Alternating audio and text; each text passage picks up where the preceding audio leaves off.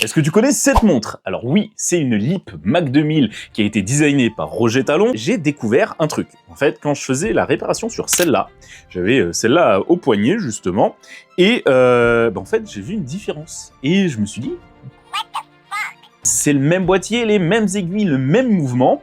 Pourquoi sur le cadran, il y a une mention qui est différente? Eh bien, c'est plutôt intéressant. Donc installe-toi, je t'explique tout ça. Comme tu peux le voir, sur l'une il y a la mention électronique, alors que sur l'autre il y a la mention électrique. Et c'est ça qui m'a intéressé. Pourquoi une telle différence alors que les deux montres sont pareilles? Eh bien en fait, c'est plutôt simple, c'est juste du marketing, tout simplement. J'avais déjà fait une vidéo il y a longtemps sur justement ce type de module. Le R184 n'est pas un module électronique proprement parlé. C'est comme par exemple un dynotron. Un dynotron, oui, on peut le considérer comme un mouvement électronique, alors que le LEAP R184, c'est du purement électromécanique.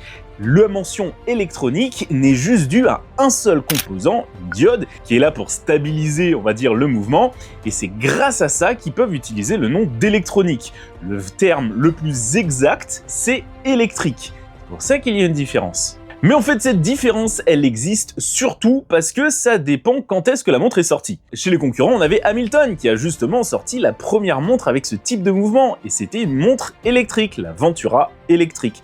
Timex aussi, qui a suivi et qui a fait pas mal de mouvements de ce genre, en fait, ils avaient aussi la mention électrique. C'est pour ça que les premières LEAP, en fait, ils avaient cette mention électrique. L'électronique est arrivée juste un petit peu plus tard parce que ça faisait un petit peu plus technologique, ça faisait mieux vendre et surtout c'était mieux pour l'exportation. Ça changeait. Et en même temps, on pouvait rajouter une couche de classe sur l'innovation française. Faut pas oublier que ce mouvement est une réelle révolution. Mais ça, vraiment, si tu veux que je t'en parle, tu me le dis en commentaire et puis on verra. Peut-être que ça sera une vidéo longue sur YouTube ou une vidéo courte ici. On verra. En tout cas, j'espère que je t'ai appris un truc, et puis si tu as une LEAP avec ce genre de mouvement, regarde le cadran. Si tu as la mention électrique, c'est un petit peu plus recherché, parce que ça n'a jamais duré très longtemps, comparé à l'électronique. Dis-moi ça aussi en commentaire si t'en as une.